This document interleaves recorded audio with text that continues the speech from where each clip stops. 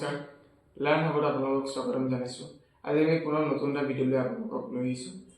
এইখিনিতে মই আপোনালোকক এটা কথা জনাব বিচাৰিছোঁ যে আমি প্ৰিভিয়াছ কেইটামান ভিডিঅ' বনালোঁ, য'ত অসম গভৰ্ণমেণ্টে ওলোৱা আৰু ভাৰত চৰকাৰে ওলোৱা চাকৰিৰ বিষয়ে মই ভালদৰে অলৰেডি ভিডিঅ' আপলোড কৰিলোঁ। অতি গুৰুত্বপূৰ্ণ ভিডিঅ' আপোনালোকে চাই ল'ব। মই ডিছক্ৰিপশ্যনত বা আই বাটনত আপোনালোকে ক্লিক কৰি এই ভিডিঅ'খিনি আপোনালোকে চাব পাৰিব। অসম গভৰ্ণমেণ্টে ওলোৱা চাকৰিৰ বিষয়ে মই ভালদৰে জনাই থাকোঁ। গতিকে আপোনালোকে যদি চাকৰি খবৰ পাবলৈ হয় তেতিয়াহ'লে আমাৰ চেনেলটো ছাবস্ক্ৰাইব কৰিব, কাষত থকা বেল আইকনটো প্ৰেছ কৰিব নাপাহৰিব। আৰু যদি আপোনালোকে আমাৰ চেনেলটো যদি ফেচবুক বা ইনষ্টাগ্ৰামত যদি চাই আছে তেতিয়াহ'লে আমাক ফ'ল' কৰিব নাপাহৰিব। ধন্যবাদ। এতিয়া আমি চাকৰি খবৰলৈ আগবাঢ়োঁ। অসম গভৰ্ণমেণ্টে ওলোৱা চাকৰিৰ বিষয়ে আজি ভালদৰে জনাম আপোনালোকক। APSC ফালৰ পৰা এই নটিফিকেশ্যনটো আহিছে 24 এপ্ৰিল 2024 এই নটিফিকেশ্যনটো দিয়া হৈছিলে, যাৰ অলৰেডি ষ্টাৰ্ট ডেট যোৱাকালিৰ পৰা আৰম্ভ হৈছে দেই।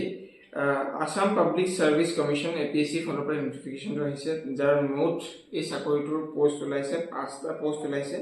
পষ্টৰ নাম হৈছে research assistant under finance economics affair ডিপাৰ্টমেণ্টৰ হয়। ৰিচাৰ্চ এছিষ্টেণ্ট আণ্ডাৰ ফাইনেন্স ডিপাৰ্টমেণ্টৰ এই পদ হয় ওলাইছে। 5টা পদ মুঠতে ওলাইছে। খুবেই ভাল পোষ্ট। অসম গভৰ্ণমেণ্টৰ APSC ফালৰ পৰা আপোনালোকে পৰীক্ষা দিব লাগিব এই চাকৰিটো পাবলৈ হ'লে। মই ইয়াত আপোনালোকৰ ৰিজাৰ্ভেশ্যন কি আছে, মই ৰিজাৰ্ভেশ্যনখিনি মই আপোনালোকক জনাই দিব বিচাৰিছোঁ। ৰিজাৰ্ভেশ্যন যদি আমি ক্ষেত্ৰত যদি চাবলৈ যাওঁ তেতিয়াহ'লে আপোনালোকৰ জেনেৰেল কাষ্টক দিছে আপোনালোকৰ 2টা ছিট দেই। OBC সকলৰ ৰিজাৰ্ভেশ্যন পাইছে, OBC পাইছে 1টা ছিট, তাৰপিছত SC পাইছে 1টা ছিট, STP পাইছে 1টা ছিট, STH একো পোৱা নাই ছিট, এইটো মনত ৰাখিব। আৰু গ্ৰেণ্ড টোটেল 5টা ছিট আছে, যাৰ ভিতৰত মই আকৌ এবাৰ কৈ দিছোঁ। OBC সকলৰ কাৰণে 1টা ছিট দিয়া হৈছে, জেনেৰেল কেটেগৰীৰ কাৰণে 2টা ছিট দিয়া হৈছে, SC সকলৰ কাৰণে 1টা ছিট ৰখা হৈছে, STP সকলৰ কাৰণে ইয়াত 1টা ছিট ৰখা হৈছে, STHৰ কাৰণে ইয়াত ছিট ৰখা হোৱা নাই। ৰিজাৰ্ভেশ্যনক কোনো ইয়াত দেখিব পৰা যোৱা নাই। এক্স ছাৰ্ভিচমেন যদি আপোনালোকে হয়, যদি আপোনালোকে চাকৰি অলৰেডি কৰি আহিছে বা এতিয়া চাকৰি এৰিলে অলৰেডি, এক্স ছাৰ্ভিচমেন যদি হয় তেতিয়াহ'লে ইয়াত একো ৰিজাৰ্ভেশ্যন ৰখা হোৱা নাই। এতিয়া আমি আহোঁ এলিজিবিলিটি ক্ৰাইটেৰিয়ালৈ।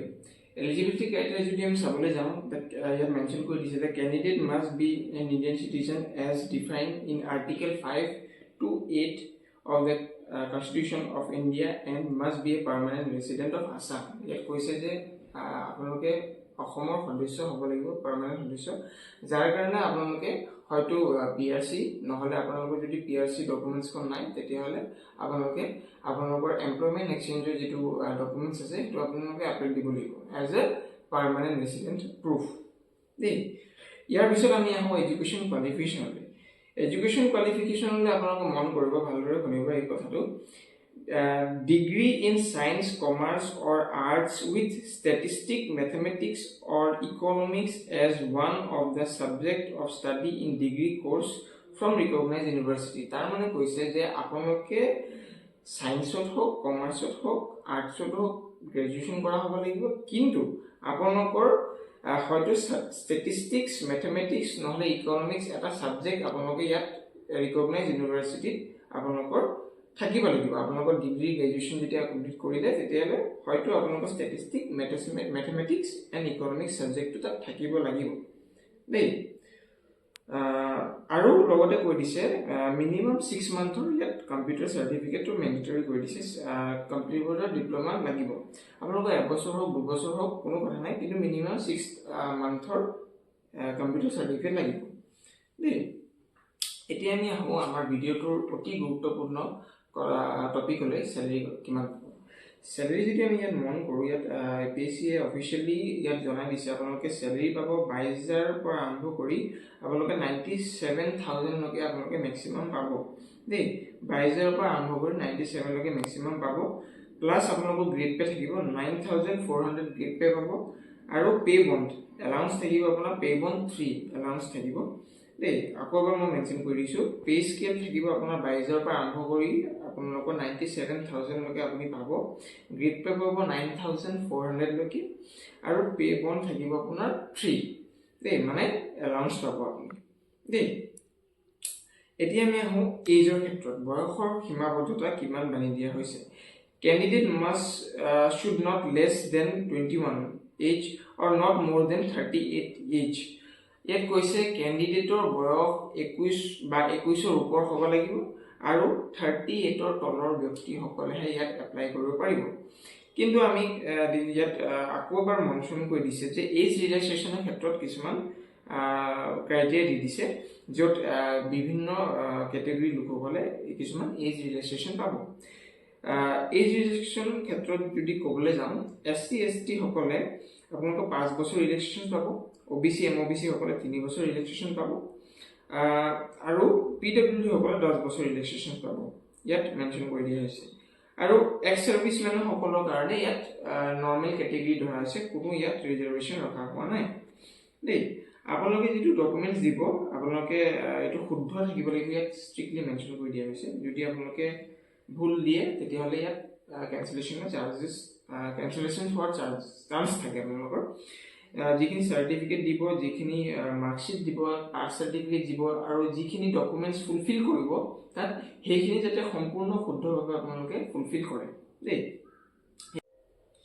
এতিয়া মই আপোনালোকক জনাই দিব বিচাৰিছো যে এই চাকৰিৰ বাবে আপোনালোকে আবেদন কেতিয়াৰ পৰা কৰিব পাৰিব 29/4/2024 পৰা এটো আবেদন ষ্টাৰ্ট হৈছে মানে যোৱাকালিৰ পৰা এটো ষ্টাৰ্ট হৈছে 29/4/2024 আৰু লাষ্ট ডেট হৈছে আপোনালোকৰ 29/5/2024 মই আকৌ ভালদৰে কৈছো 29 এপ্ৰিল 2024 পৰা এটো ষ্টাৰ্ট হৈছে আৰু লাষ্ট ডেট হৈছে 29 মে 2024 এতিয়া সময় আছে আৰু খুবেই ভাল পোষ্ট বহুত সময় আছে আপোনালোকক সোনকালে এপ্লাই কৰক যদি আপোনালোকৰ এপ্লাই কৰিলে কিন্তু পেমেন্টৰ ক্ষেত্ৰত কোনবা অসুবিধা হৈ আছে তেতিয়াহলে আপোনালোকে পেমেন্ট কৰিব পাৰিব 31/5/2024 মন ৰাখিব 31/5/2024 লৈকে আপোনালোকে পেমেন্টহে কৰিব পাৰিব দেই পেমেন্ট কৰিব পাৰিব তাৰ মানে 29 মেৰ আগতে আপোনালোকে ইয়াৰ চাকৰিৰ বাবে আবেদন কৰিব লাগিব আৰু যদি কোনো ক্ষেত্ৰত যদি পেমেন্টটো হোৱা নাই তেতিয়াহলে পেমেন্টৰ লাষ্ট ডেট দিছে 31/5/2024 মানে 31 মে 2024 লৈকে লাষ্ট পেমেন্ট ডেট আপোনালোকৰ দিয়া হৈছে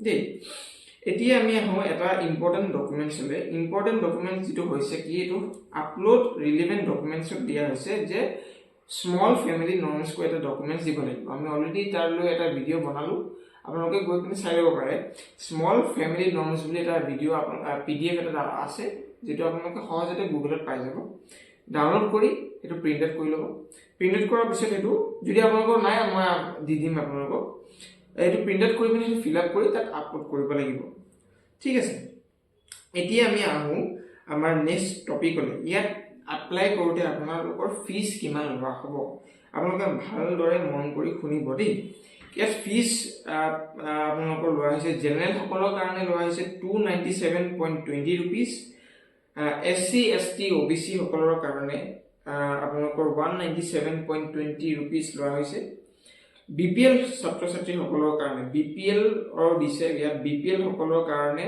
47.20 रुपीस দিয়া হৈছে पीडब्ल्यूडी সকলৰ কাৰণে 47.20 रुपीस ইয়াত ফিজ আপোনালোকে দিব লাগিব মই কবৰ মেনশন কৰিছো জেনেৰেল সকলৰ কাৰণে 297.20 rupees ST SC OBC MOBC সকলৰ কাৰণে 197.20 रुपीस बीपीएल সকলৰ কাৰণে 47.20 रुपीस पीडब्ल्यूडी সকলৰ কাৰণে 47.20 रुपीस তাৰ মানে আপোনালোকে पीडब्ल्यूडी আৰু बीपीएल সাৰ্টিফিকেট বোৰ আপোনালোকে এপ্লাই কৰিব পাৰিব ইয়াত মই বিশেষকৈ মই লিখিব পোৱা নাই যে ইডব্লিউএস জেনেৰেল সকলৰ কাৰণে প্ৰশ্ন উঠিব পাৰে যে ইডব্লিউএস ৰ কাৰণে কিবা আছে নেকি ইডব্লিউএস ৰ ক্ষেত্ৰত মই বেছি একো দেখা নাই ইডব্লিউএস সকলৰ কাৰণে চাগে ইয়াত দিয়া নাই একো নটিফিকেশন যদি পাও মই জনাম আপোনালোকক মই এপ্লাই কৰাটো এতিয়া আপোনাক জনাই দিছো কেনেকৈ এপ্লাই কৰিব পাৰিব হাউ টু এপ্লাই এপ্লাই কৰিবলৈ হলে আপোনালোকে এপিএসসি ৰ অফিচিয়েল ওয়েবসাইটত যাব লাগিব যেটো মই অলৰেডি মেনশন কৰি দিম ডেসক্ৰিপচন বক্সত দেই সেই লিংকটোত গৈ আপোনালোকে যদি ৰেজিষ্টাৰ কৰা নাই তেতিয়াহলে ৰেজিষ্টাৰ কৰি লব আৰু যদি ৰেজিষ্টাৰ কৰা আছে তেতিয়াহলে আপোনালোকে লগইন হ'ব লাগিব যদি ৰেজিষ্টাৰ কৰা নাই তেতিয়াহলে আপোনালোকৰ ফোন নম্বৰ বা ইমেইল আইডি দি পিনে আপোনালোকে ওয়ান টাইম পাসওয়াৰ্ড দিব লাগিব যিখিনি আপোনালোকে লগইন কৰিব লগইন কৰোতে যিখিনি ফৰ্ম ফিল আপ কৰিব সেইখিনি যাতে শুদ্ধ হয় কাৰণ এবাৰ কৰাৰ পিছত আপোনালোকে দ্বিতীয়বাৰলৈ এটো এডিট কৰিব নোৱাৰিব এটো মনত ৰাখিব দেই ফৰ্মটো ফিল আপ কৰিলে যেনেকৈ যি বিচাৰি আছে আপোনালোকে দিলে, ডকুমেণ্টছখিনি শুদ্ধকৈ দিলে, আপলোড কৰিলে আপোনালোকৰ হৈ যাব। কিন্তু আপোনালোকক মই এটা কথা জনাই দিব বিচাৰিছোঁ, ইয়াত হাইলাইট কৰি দিছে যে আপোনালোকৰ যিখিনি ডকুমেণ্টছ হ'ব সেইখিনি আপোনালোকৰ JPG ফৰ্মত দিব লাগিব, আপুনি ফটো আৰু ছিগনেচাৰ JPG ফৰ্মত, আৰু যিখিনি ডকুমেণ্টছ দিব সেইখিনি আপোনালোকে PDF ফৰ্মেটত দিব লাগিব। PDF খিনি আকৌ 2 MBৰ ওপৰত হ'ব নোৱাৰিব দেই। আৰু কিন্তু ছিগনেচাৰ আৰু ফটোৰ সাইজ 50 KBৰ পৰা আৰম্ভ কৰি 200 KBৰ ভিতৰত হ'ব লাগিব। তাৰ মাজতে আপোনালোকে ফটোৰ বা ছিগনেচাৰ মানে সাইজ থাকিব লাগিব দেই। এতিয়া আমি আহোঁ আৰু এটা টপিকলৈ। আপোনালোকে ইয়াত জোনখিনি আপোনালোকে যেতিয়া এপ্লাই কৰিব, ইয়াত এপ্লাই কৰোঁতে জোন আপোনালোকে এক্সাম যেতিয়া দিব, এক্সামৰ জোনখিনি কোনখিনি হ'ব। ইয়াত 6টা জোন দিয়া হৈছে। মই জোনখিনি নাম কৈ দিছোঁ: শিলচৰ, যোৰহাট, নগাঁও, তেজপুৰ, কোকৰাঝাৰ, গুৱাহাটী। মই আকৌ এবাৰ জোনখিনি নাম কৈ দিছোঁ: শিলচৰ, যোৰহাট, নগাঁও, তেজপুৰ, কোকৰাঝাৰ আৰু গুৱাহাটী। জোন 4টাত আপোনালোকৰ এক্সাম হ'ব দেই। এইখিনিতে ইমানলৈকে জোনখিনিৰ কথা আপোনালোকক ক'লোৱে। এইখিনিতে আমাৰ ভিডিঅ'টো প্ৰায় সমাপ্ত কৰিব লাগিব, কাৰণ যথেষ্টখিনি মই আপোনালোকক ডিটেইলছ দিলোঁৱেই। মই আপোনালোকক পষ্টৰ বিষয়ে জনালোঁ, আপোনালোকক ৰিজাৰ্ভেশ্যনৰ ক্ষেত্ৰত জনালোঁ, এজ ৰিলেক্সেশ্যনৰ কথা জনালোঁ, চেলেৰীৰ কথা জনালোঁ, এলিজিবিলিটি ক্ৰাইটেৰিয়াৰ বিষয়ে জনালোঁ, আপোনালোকক এডুকেশ্যন কোৱালিফিকেশ্যন জনালোঁ, জোনৰ বিষয়ে জনালোঁ।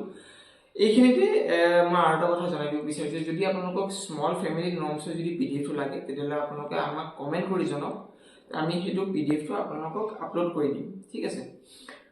আৰু লগতে মই ফিজৰ ক্ষেত্ৰতো আপোনালোকক জনাই দিলোঁ। যদি আপোনালোকে আমাৰ ভিডিঅ'টোত প্ৰথমবাৰ চাই আছে আৰু আপোনালোকক যদি ভাল লাগিছে তেতিয়াহ'লে আমাৰ ভিডিঅ'টো লাইক কৰিব আৰু কাষত থকা বেল আইকনটো প্ৰেছ কৰিব নাপাহৰিব আৰু ছাবস্ক্ৰাইবো কৰি দিব দেই। আৰু যদি ফেচবুক বা ইনষ্টাগ্ৰামত যদি আমাৰ প্ৰফাইলটো যদি চাই আছে বা ভিডিঅ'টো যদি চাই আছে তেতিয়াহ'লে আমাৰ পেজটো কিন্তু ফ'ল' কৰিব নাপাহৰিব। ধন্যবাদ।